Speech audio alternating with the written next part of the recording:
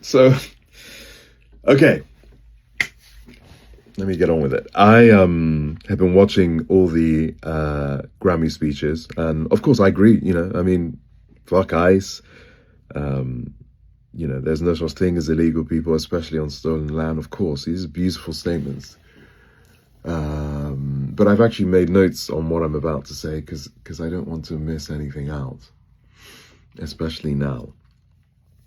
So watching all of these statements, which is on one of the biggest platforms, the Grammys, you really are reaching hundreds of millions, if not billions of people.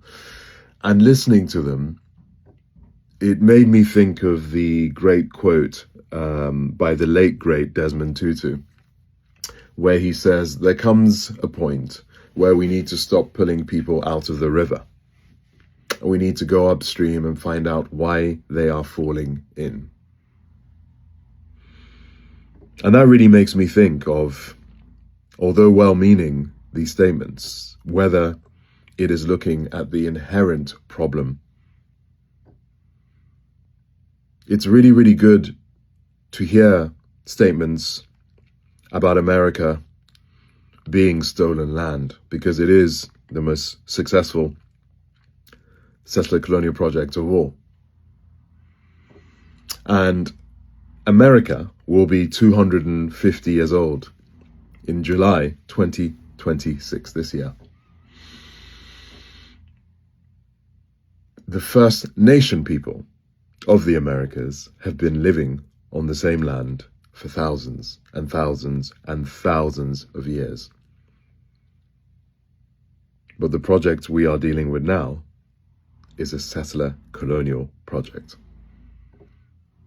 And that makes me think of a place that was not mentioned once in any of the Grammy speeches.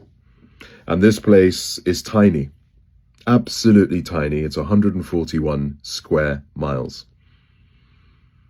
And this tiny place has over 1 million children living in. Children.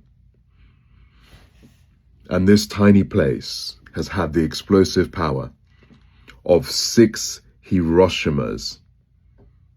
6 Hiroshima nuclear bombs. The explosive power has been dropped on this place that has 1 million children. And it's just 141 square miles.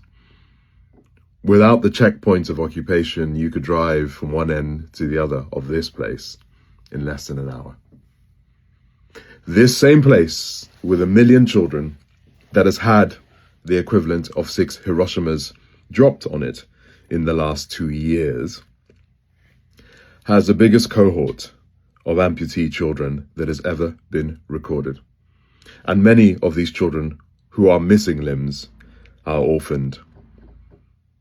Not a single member of their bloodline exists. And many of these children had those limbs removed without pain relief. This place is called Gaza. And Gaza was not mentioned yesterday at the Grammys. It is important because Gaza is a source code to the ethno-supremacist, extractive capitalist hegemony that is demanding for us to keep quiet and accept the status quo of a people that are being erased. So if you're going to run the gauntlet of being in the entertainment industry and ignore what motor fashion is built on, ignore how many of the brands that you are the face of prop up the same machinery that I'm talking about, then if you get a minute or two on stage, I believe you have to speak truth to power beyond 1 or 2 words. 44% of the world is considered to be living poor by Western standards. The richest 1% of the world today has almost 50% of the total wealth on this planet, whilst the poorest 50% have less than 1% of the wealth in this planet. In this year alone, the total wealth of the 3,000 billionaires that we have, more than 3,000 actually, has reached over 18 trillion, a 16% jump in 1 year. The world's top 5 billionaires have had their wealth double since 2020, while 60% of humanity has become poorer. And this all comes back to Gaza, because Gaza has allowed us to see that the rules-based order is a sham. It has allowed us to see how impotent the ICC and the UN are. The exceptionalism of Israel and the impunity of Israel has paved the road for more bad actors that will act like medieval warlords and that will come to our doorsteps. The primal nature of man is to test. And if that test shows failure and weakness, then more will come. History has shown us this. Gaza is bigger than Gaza. Gaza allows us to say that we cannot say that we did not know.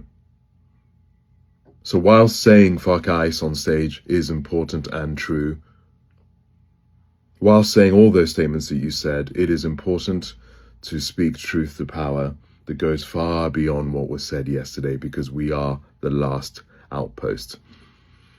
Palestine is the only issue that I know of where you risk everything by speaking about it, and that should tell you that it is the source code of empire itself. It is exactly where you should be facing and turning and speaking about. I will finish by a quote from my friend Omar El-Akkad from the book One Day Everyone Would Have Been Against This, that says all that needs to be said. The moral component of history, the most necessary component, is a simple, single question asked over and over again. When it mattered, who sided with justice and who sided with power? What makes moments such as this one so dangerous, so clarifying, is that one way or another, everyone is forced to answer. Thank you.